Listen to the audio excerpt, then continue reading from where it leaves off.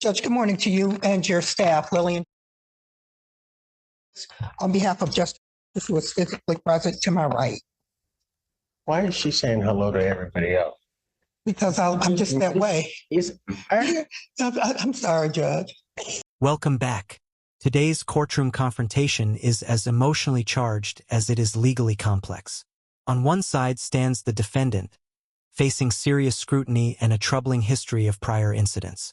On the other, a victim whose testimony exposes years of trust, betrayal, and manipulation. As this hearing unfolds, we'll break down legal responsibilities, examine restitution, and uncover deeply personal details that reveal what was happening behind closed doors. Stay with us because this case isn't just about the law. It's about accountability, damage done, and the human cost of silence. You gotta say, okay. I said you first. Okay, you're right. You're good. All right, go ahead.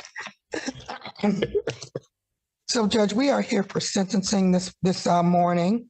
I'm in receipt of the pre-sentence report. I don't believe there are any factual corrections, additions, or deletions. Is that correct, Mr.? That is correct. I would like to address some of the recommendations at the appropriate time. You may go ahead. So, Judge, they indicate that it's the 18th month prosecutor deferred sentence. I do believe that this would qualify potentially, maybe, or not, for the early discharge if everything is taken care of. But we want to really talk about number 4, no use of alcohol, recreational marijuana, illegal substances. I have no problem with that. But the issue is I don't believe that alcohol or drugs were part of this. And we would just note that it is a constant strain on his Mr. finances as he has to come up here and pay. Yes, ma'am. He has to come to Washington and pay, and he lives in Macomb County. So if we could maybe, do something. He told me he likes Washington better.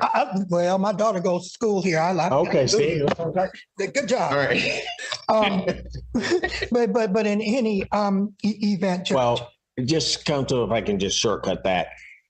He's on testing right now, correct? Correct. This is a change because he'll only have to test as requested by probation. So I understand. I told you. That's correct, Ms. Blair. Thank you.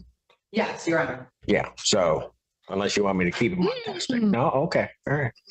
And with that, Judge, I don't think there are any further additions, corrections, or deletions. Mr.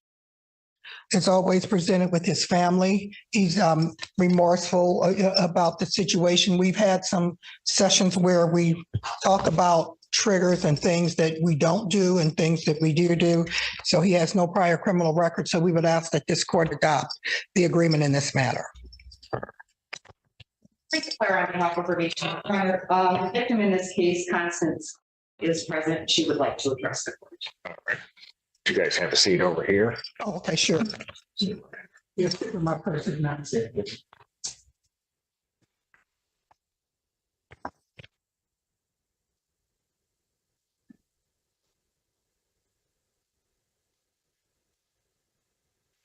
Good morning.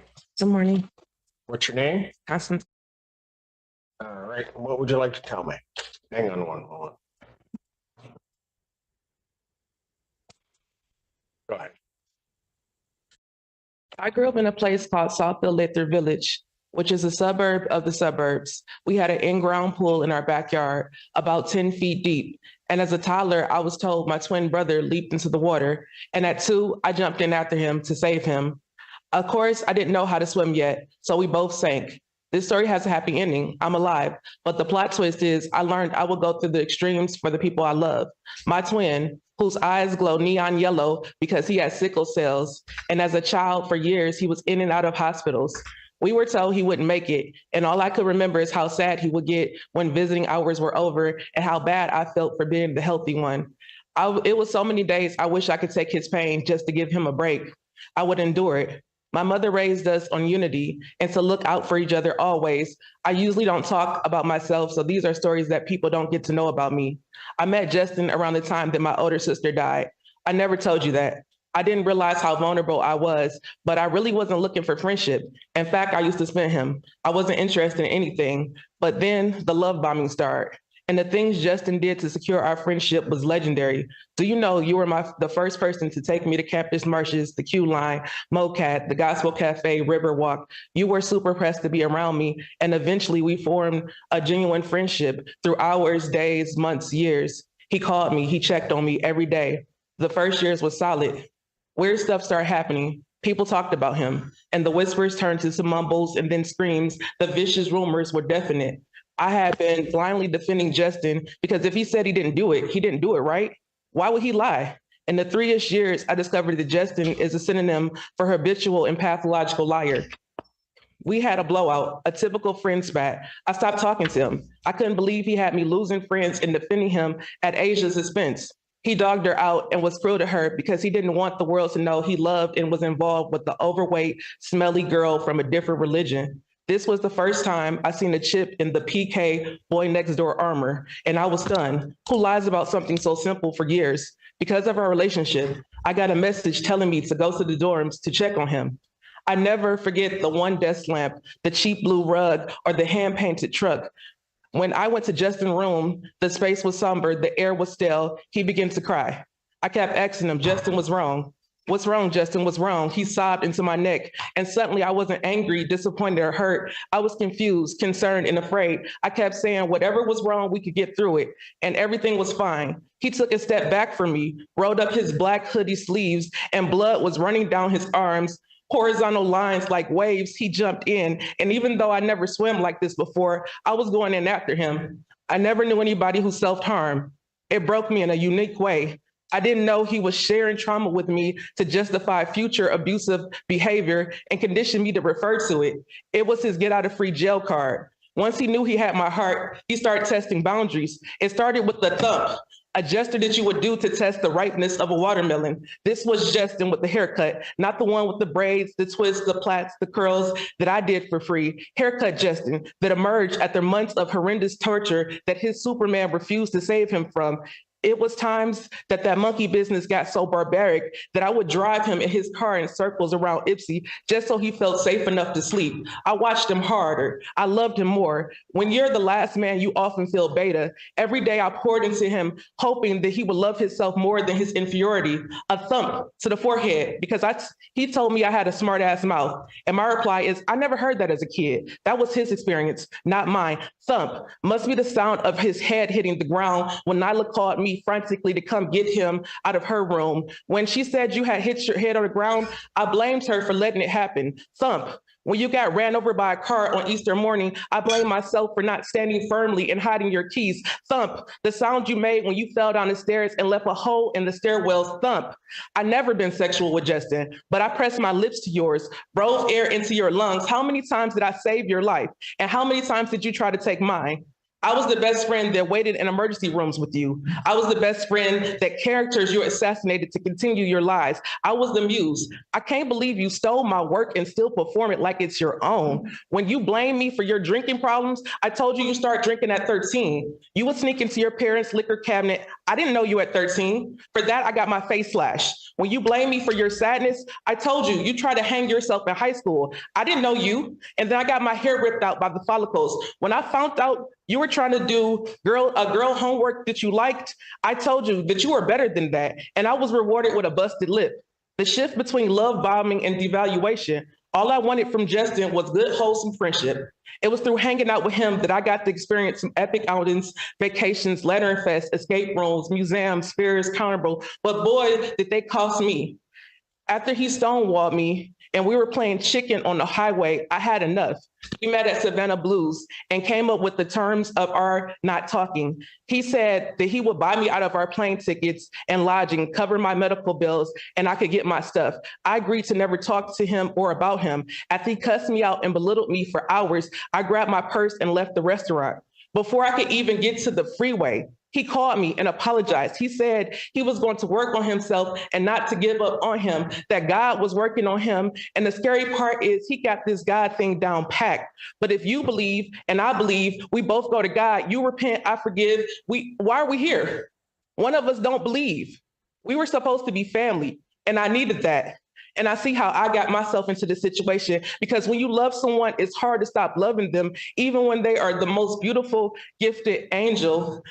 Y'all can hear everything he did to me, and y'all still love him, but I'm supposed to be made out of rock. I'm not the narcissist that can't fail. You can't keep a girlfriend because you don't like women. The white girls in high school didn't mess with you. Your prom date stood you up, and you hated me for loving you. You made a monster of my worries. I left you all those Bible verses tucked in your car, job, and room, because on the days I couldn't get to you, I wanted God to. I wanted the best for you. So I learned about Gilbert syndrome, IBS, Narcan, narcissism, imposter syndrome, stocks, podcast, Zelda, and David Goggins to grow with you. You learned me to hurt me. My mother died, and you request for an ankle bracelet to be off, but not the no contact. You have nothing to say to me because you never liked me.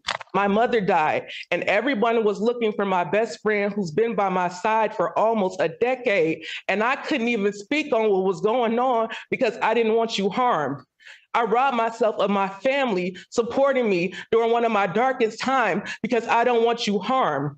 Justin, when you spat on me at my aunt's funeral, I got back in the car with you because if I got picked up from the side of the road with my lip busted and my clothes torn, you would have been harmed. I've done a lot to save you in multiple ways. What did you do for me? You sent people to my home. You dug a grave for me. And you fell in, and I still showed you mercy.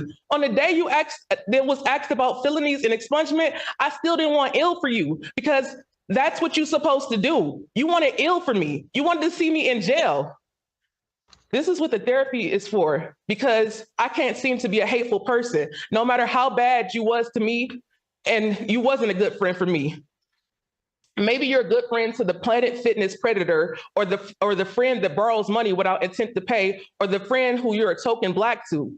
You wanted me to build you up to get you where you need to be, but you never made the same sacrifices for me. I'm not angry, aggressive Black woman. I am hurt that the friend that I love never loved me. It's like the yoke was not equal. I was a placeholder and I didn't even know it. I was his stepping stool, his punching bag, and I didn't even recognize the sign. I didn't even think right. I forgave, supported, was kind and patient, and yet I still have nothing to show for it. My feelings are valid. Your nickname is Scrap, because I think everybody in your family knew you liked to fight. You slammed Go, ripped T's dreads out, and smashed Asia's fingers. I'm not the first, and I won't be the last. If you needed to hurt me to feel whole, I can only imagine how empty you are on the inside. When you were stumping me out the day you hurt your ankle, I was laid in a fetal position, covering my face and head, thinking, at least he's not cutting himself. I could take the pain if it gives him a break. Not only did I have to protect you, but I got to protect myself. And some days I couldn't do both, so I picked you. Pablo died because he had asthma and he was a smoker. His family asked about you. I didn't tell them that you wasn't coming, not because you wasn't aware, but because you don't care about people when nobody is around to witness your kindness. Our friend died and you were still in contact with Dejanay. We could have correlated the time and event so you could at least went and paid your respect. But once again, you only do stuff for show. Justin, you're a narcissist. And from what you have done, I have nightmares. And sometimes you're dead because I couldn't get to you in time. And sometimes I'm dead because I didn't leave in enough time. The conflict of not knowing what I did to deserve this keeps me up at night. It wasn't the money, the purses, the jewelry, the outings you paid for. I just wanted you to be a good person to me. And you couldn't do that. You're telling people that we fell out about a car. Like I didn't drive both of your cars. Like I don't have the title to both of your cars. Like you're telling people we fell out in a car, and Justin, we have matching cars. You don't tell people that the reason why the TV is gone out the living room is because you tried to knock me into it and it fell off the wall. You don't tell people the reason why there's holes punched in your house. You don't tell the truth at all. You don't tell people that day that you were asleep in your room, you were high on cocaine that you got from your brother. Like you don't tell the truth. And I'm sorry, because I just seen that part where it says drinking, he's an alcoholic. And then you wanted to blame the drinking on me. When I've been sober this whole time. That's why I can drive your friends' cars, your brother's cars, everybody's cars, because I'm always the sober one. You sit here in your blue suit and you don't have any remorse. I know this man for over 8 years. He doesn't have any remorse. He doesn't care. He just cared because he got caught. And now he can do the fake sad stuff. He can do the I was ashamed stuff. He can do the stuff that he did to his friend before me and that friend before him. He's not sorry. But once again, because I'm not a monster, when they asked me about the felony stuff, I didn't want that for you. But you wanted this for me. You wanted to see me in jail. You wanted to see me hurt. But I'm like, in closing, Justin, strap on your blue suit. Because not only did it not start in Washington, it started in Sterling Heights. What did you do to me in Sterling Heights? What did you do to me in Bloomfield Hills? What did you do to me in Southfield? What did you do to me in these other cities? Remember that day that you were driving, when I was driving your car back from Ohio and you socked me and we almost swerved and flipped the car? Remember how your Chevy Trax mirror got broke? You just lie about everything. But that's all I have to say, because there's nothing left to be said. This is where the legal details matter most. The focus turns to restitution, damaged property, orthodontic treatment, and broken glasses. The court carefully explains that restitution isn't automatic. It must be supported by clear documentation. Receipts, estimates, and records are essential before any order can be made. Watch the back and forth between the prosecutor, defense counsel, and the victim's advocate. It may sound procedural, but the stakes are real. These decisions directly affect what the victim can recover. So let's ask you, should restitution cover emotional harm, or should courts limit it strictly to measurable financial losses? Share your thoughts below. He's not sorry. I'm just sorry that I cared enough about him to spare him.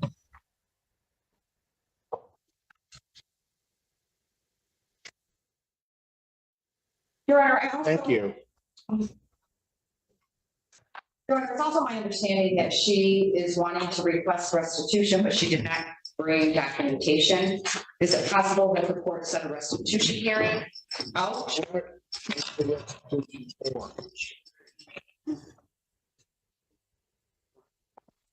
It is for the damaged door and glasses for the doctor.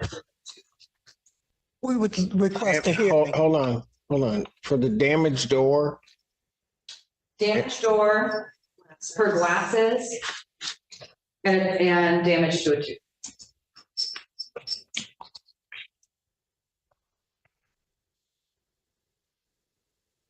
is that contained in any of the reports? I do know, Your Honor, that the damaged door is listed in the report. I did not read anything about glasses or the tooth. Well, when For did this incident, pardon? for this incident. That's for this incident. In the report, there's alleged prior assaults from other areas. If I may. But hold on this. Well, why don't, I guess my question is, today's the date and time for sentencing. Why don't I have that? I mean, when did the claim for restitution come up? I guess. All right, Your Honor, this is Christine from Washington. Yes, ma'am. Excuse me. I spoke with Constance. Sorry, I'm just looking at my case tracking notes here. Constance and I spoke about restitution back in September. And broken glasses or the damaged property. It's my understanding, we asked for the receipts. It's my understanding that those weren't obtained at this time. I did speak with Constance this morning, and she said that she would be able to get all of those estimates to me. It was a matter of contacting, I think it was, I'm not familiar with glasses companies like America Best Glasses. It's right up the street. I mean, if we got to get I guess. I'm happy to try to obtain those receipts and send them to defense. And if they object, then we can hearing if you prefer. Well, the problem is I'm setting a hearing and I don't have anything to object. I mean, I'm assuming, and I may be wrong, that counsel's objecting to this, but there's nothing to object to. I mean, I guess I'm not blaming. I'm just saying I don't even have. I have nothing upon which there is a claim for restitution that was made prior to today. I know how the prosecutor's office, well, I won't say I know how they work, but I mean, I know with the victim's advocates, you ask about that. You guys are great about getting that to Miss herself where appropriate ask. And I have nothing. And now I'm here today and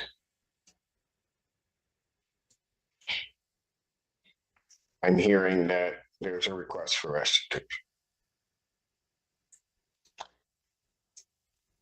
So when are we going to get these receipts? We hold restitution reserved for 30 days, 2 weeks, 14 days. For a judge. Yeah, no, I know that's typically how it works, but is there going to be like a dentist bill? Is that My what? understanding is there's an estimate for the orthodontic where the glasses have been fixed and replaced, so that will be an actual receipt. The orthodontic bill is an estimate, and I believe the door has also been handled. There's a receipt for that as well. This is her door? Correct. And the door, there's pictures of the broken door and damages to the door while contained within the police report. So, okay.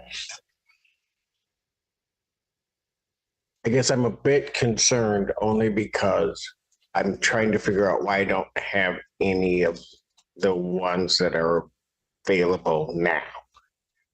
I mean,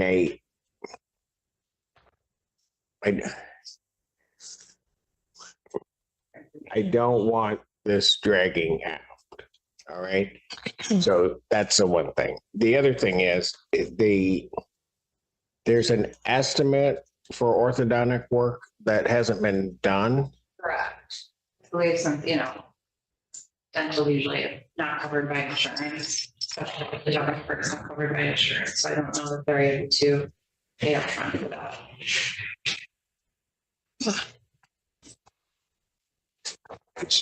I appreciate your patience. What did you want to say? I don't know. I don't. So Judge, there was a lot to unpack. We would just ask this court to adopt the sentence agreement, understanding that Mr. would contest a lot, but it's okay. We are here accepting responsibility for what he feels he is responsible for. And I will note that in all of those places, the police reports that I have seen were standbys for Mr. against the complaining witness. We're not trying to proceed with any of those things. I want Mr. to put a period and move on. When the court said no contact, that wasn't Mr. It wasn't, it was the court. Part of me imposing sentence or setting a restitution here, I want to meet with counsel probation and the victim's advocate in chambers. Let me get through a couple of things and then I will do that. Thank you, Judge. At Pardon? 11, I have a preliminary exam at 11. I'm one of Where? those guys. 36th District. They'll wait. No. All right. In the end, this hearing highlights the delicate balance courts must strike between justice, accountability, and personal history. The defendant is held responsible, the victim's testimony provides crucial context, and restitution is examined with care to ensure fairness under the law. This case isn't just about guilt or innocence. It's about the consequences of repeated harm and the importance of protecting victims. If this case moved you or made you think, hit like, share your perspective in the comments, and subscribe for more powerful courtroom breakdowns.